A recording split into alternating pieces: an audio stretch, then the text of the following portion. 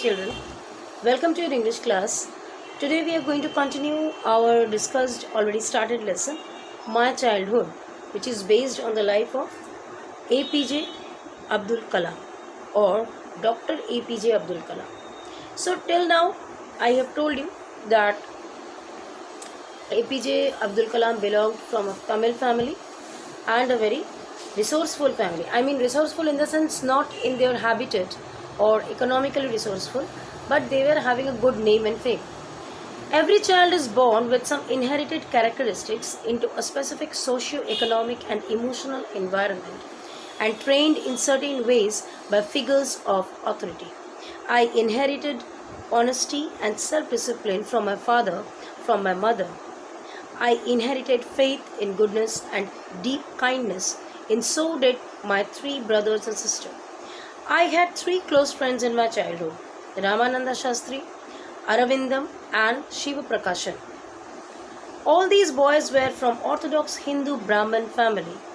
As children, none of us ever felt any differences amongst ourselves because of our religious differences and upbringing. In fact, Ramananda Shastri was the son of Pakshi Lakshmana Shastri, the high priest of the Rameshwaram temple. So, the friends of APJ Abdul Kalam were very close with each other, and they didn't have any biasness in their mind regarding class, culture, caste or any religion, right?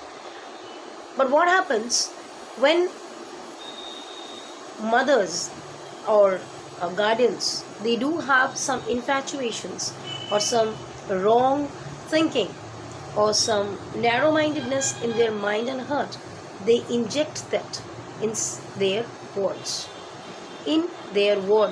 so that the same thing should inherited by generations and generations. But do you think this is right? No, not at all. This should be stopped, because the first category is humans and the first religion is humanity, which we should always keep in mind. Just think about it. If we were being deprived or isolated from others on the behalf of our caste or on the behalf of our religion, what would have our effect? That we never realize. We are always in stubborn mentality. We are always rigid about our emotions, our feelings, our religious faiths, and we keep the other person down. But that should not be done. This is wrong. Okay. So later he took over the priesthood of Rameshwaram temple from his father. Aravindam went into the business of arranging transport for visiting pilgrims, and Shiv Prakashan became a catering contractor for Southern Railways. So his three friends were engaged in different professions. Ramananda Shastri. Ramananda became the priest like his father.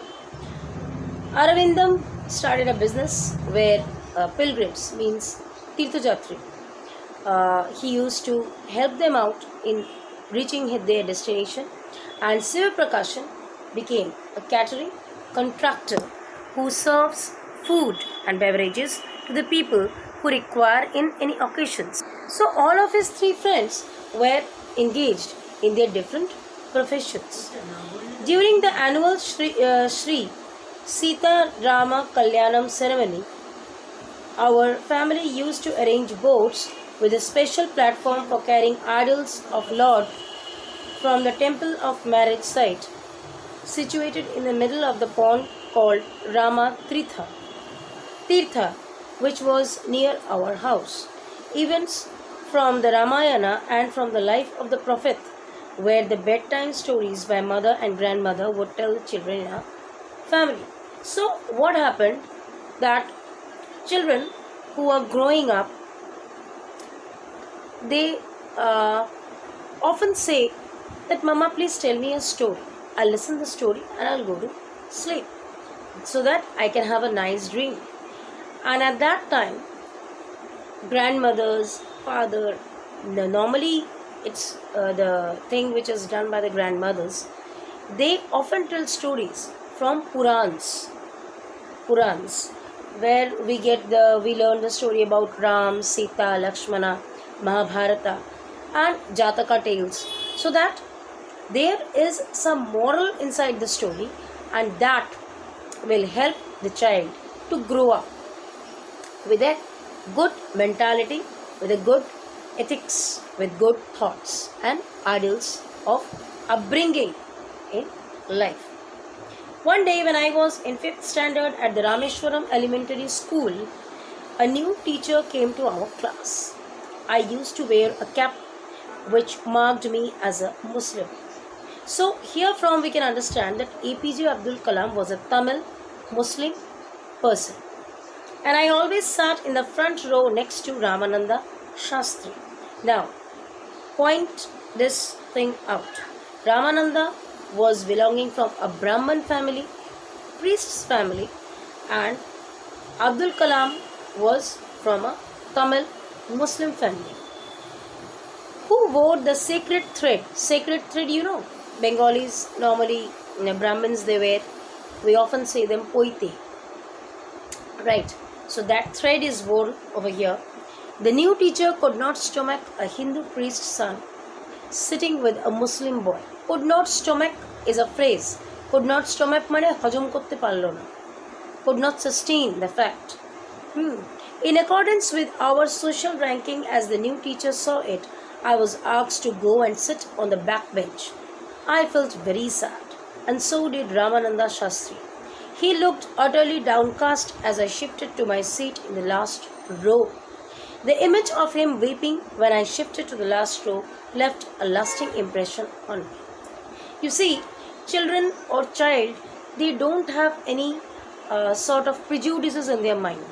What the feeling they have inside their mind is only love, affection, care, and a good bonding of friendship. So, the relation was between Ramananda and Abdul Kalam. Now, both of them belonged to two different religious families, but they didn't have that biasness inside their mind. And that is the reason when this Abdul Kalam was given the instruction by the teacher to go and sit in the last bench, Ramananda started crying because he was missing his very, very close and old and very very touchy friend of him, Abdul. And he could feel that how Abdul is feeling, how much Abdul is feeling bad when he is thrown out from the first bench to the last bench just because of the religious biasness. And that could easily be judged by all the children sitting in the class, so as by Abdul and Ramananda. After school, we went home and told our respective parents about the incident. Lakshmana Shastri summoned the teacher and in our presence told the teacher that he should not spread the poison of social inequality and communal intolerance in the mind of innocent children.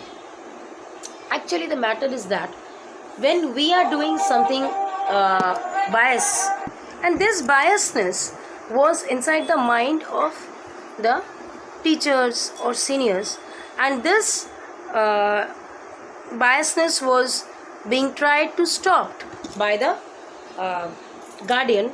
Here it's mentioned that their guardians, like here the name of the parents is summoned Lakshmana Shastri. Lakshmana Shastri, he summoned means he called off the teacher that why you have done this nonsense and you are injecting this communal rivalry. That is, communal rivalry means differences between two children on the basis of caste, creed and sex, right? That is, you are instigating them to create a difference among their views and ideas regarding their existence in the society. And this is the thing which is a very, very genuinely narrow-mindedness is example. Okay, he bluntly asked the teacher to either apologize or quit the school and the island. Not only did the teacher regret his behavior, but the strong sense of conviction Lakshmana Shastri conveyed ultimately reformed this young teacher. So finally, Lakshmana Shastri was able to convince the teacher that he was wrong, and he insisted him to apologize, and so he did. And finally, this teacher, he never repeated his behavior next classes. So this was the second part of explanation of my childhood based on the life of Dr. APJ Abdul Kalam. In my third part, we will see how this biasness had an impact in the mind of Abdul Kalam's mother and in other people's, not actually in Abdul Kalam's mother, but in some mother's mind, this biasness also had a great impact, and that was completely removed by themselves and their mind. But in what process, that we will follow in our next class. Okay, go through the lesson, stay healthy and fine. Thank you.